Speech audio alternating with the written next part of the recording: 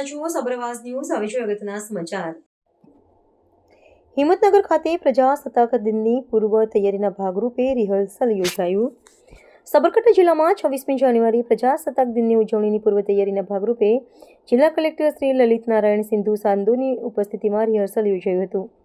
તારીખ 26 જાન્યુઆરી 2026ના રોજ પ્રજાસત્તાક દિનની જિલ્લા કક્ષાની ઉજવણી APMC pharmacy college campus Motipura Himmatnagar ખાતે કરવામાં આવનાર છે. જિલ્લા વહીવટીતંત્ર દ્વારા જિલ્લા કક્ષાની ઉજવણીને ધ્યાને લઈને કાર્યક્રમના સ્થળે તડામાર તૈયારીઓ કરવામાં આવી છે. જિલ્લા કક્ષાની ઉજવણીની આખરી તૈયારીના ભાગરૂપે જિલ્લા કલેક્ટર શ્રી લલિત નારાયણ સિંધ સાધુની અધ્યક્ષતામાં પ્રજાસત્તાક દિનની ઉજવણીનું રિહર્સલ કરવામાં આવ્યું હતું. આ રિહર્સલમાં સૌ ઉપસ્થિતો દ્વારા રાષ્ટ્રગાન તેમજ તિરંગાને સલામી આપવામાં આવી હતી. રિહર્સલ દરમિયાન કલેક્ટર શ્રી દ્વારા પરેડનું નિરીક્ષણ કરવામાં આવ્યું હતું તેમજ શાળાના વિદ્યાર્થીઓ દ્વારા વિવિધ સાંસ્કૃતિક કાર્યક્રમો રજૂ કરવામાં આવ્યા હતા.